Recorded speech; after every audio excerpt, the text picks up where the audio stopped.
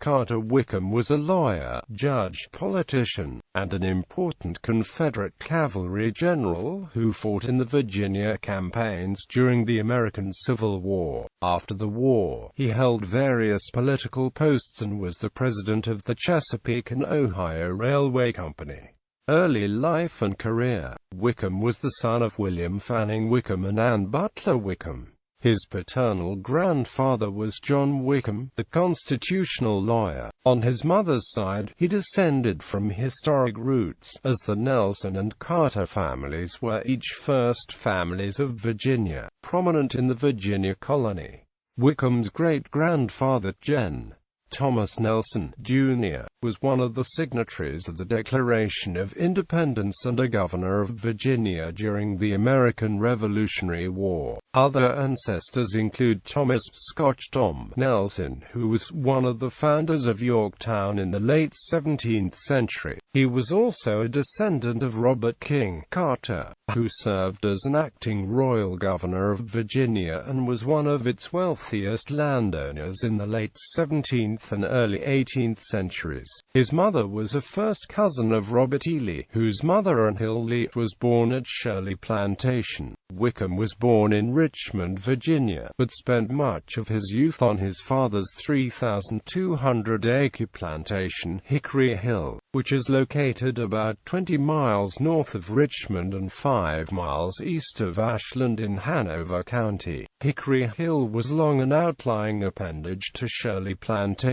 much of it having come into possession of the Carter family by a deed dated March 2, 1734. Wickham was graduated from the University of Virginia and was admitted to the bar in 1842. He was married to Lucy Penn Taylor and had several children. He became a justice and was elected to the Virginia House of Delegates in 1849. In 1858 he was commissioned captain of Virginia Volunteer Militia Cavalry, and in 1861 he was elected by the people of Henrico County to the state convention as a Unionist, where he voted against the Articles of Secession. Civil War. Following the secession of Virginia, Wickham took his company, the Hanover Dragoons, into the service of the Confederate States Army. After participating in the First Battle of Manassas, Wickham was commissioned by Governor John Letcher as Lieutenant Colonel of the 4th Virginia Cavalry in September 1861. On May 4, 1862, he incurred a severe saber wound during a cavalry charge at the Battle of Williamsburg. In this state of injury, he was captured but quickly paroled. In August 1862, he was commissioned colonel of the 4th Virginia Cavalry. At the Battle of Sharpsburg, he was wounded again, this time in the neck by a shell fragment. Recovering, he participated in the battles of Chancellorsville, Brandy Station and Gettysburg. General Wade Hampton blamed the failures of Wickham's 4th Virginia Cavalry at Brandy Station for the death of his brother Lt. Colonel Frank Hampton. Wickham was commissioned Brigadier General on September 9, 1863, and put in command of Wickham's brigade of Fitzhugh-Lee's division. On May 11, 1864, he fought at the Battle of Yellow Tavern. Marge. Gen. J.E.B. Stuart was mortally wounded during this engagement, with his final order being, order Wickham to dismount his brigade and attack. Quote, in September 1864, after the Confederate defeat at the Battle of Fisher's Hill, Wickham blocked at Milford an attempt by Marge. Gen. Philip Sheridan to encircle and destroy the Confederate forces of Marge. Gen. Jubal Early. He then attacked the Federal cavalry at Waynesboro and forced them to retreat to Bridgewater. Wickham resigned his commission on October 5, 1864, and took his seat in the Second Confederate Congress, to which he had been elected while in the field. Recognizing that the days of the Confederacy were over, he participated in the Hampton Roads Conference in an attempt to bring an early end to the war. Postbellum activities. After the surrender of the Confederacy, Wickham was active in improving harmony between the states and reorganizing Virginia's economy, which had been ruined by the war. He became a Republican and voted in 1872 for General Ulysses S. Grant as a member of the Electoral College of Virginia. In November 1865, at the conclusion of the war, he was elected president of the Virginia Central Railroad, which had been one of the most heavily damaged during the war. In 1868, when the Virginia Central merged with the Covington and Ohio Railroad to form the new Chesapeake and Ohio, Wickham was retained as the new company's president. In the new capacity, he was anxious to complete a railroad line to the Ohio River, long a dream of Virginians. However, unlike fellow Confederate officer and railroad leader William Mahone had done, he was unable to secure capital or financing in Virginia, or from Europeans.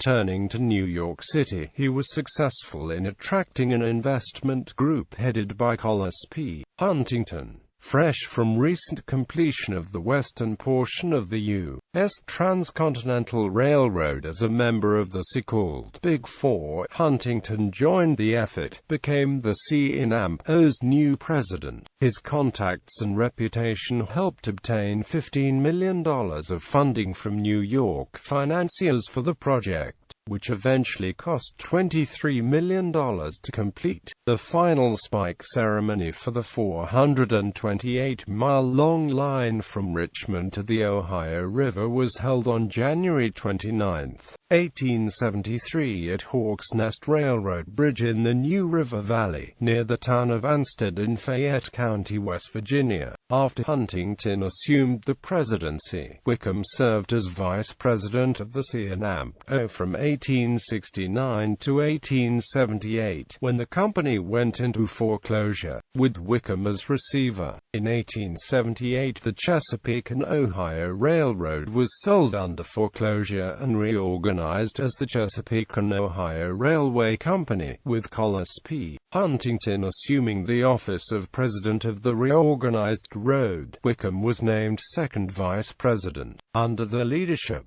an additional line was extended east from Richmond through the new Churchill Tunnel and down the Virginia Peninsula through Williamsburg to reach coal piers located on the Harbor-Hampton roads. The east coast of the United States' largest ice-free port at the small unincorporated town of Newport News in Warwick County. During the 10 years from 1878 to 1888, C&O's coal resources began to be developed and shipped eastward. Coal became a staple of the C&O's business at the time, and still was over 125 years later under successor CSX transportation. The man Wickham brought to Virginia, Collis P. Huntington, went on to develop his holdings in Newport News, where he began the Newport News Shipbuilding and Dry Dock Company and helped the small community become one of only two in Virginia to become an independent city without first having been an incorporated town. In modern times, Newport News, which merged with the former Warwick County in 1958, has grown to become one of the major cities of Hampton Roads. Throughout the years after the Civil War, while developing railroads, Wickham also maintained an active political life. He maintained his offices in Richmond and his residence in Hanover County. He was elected chairman of the Hanover County, Virginia Board of Supervisors in 1871 and as a senator in the upper house of the Virginia General Assembly in 1883.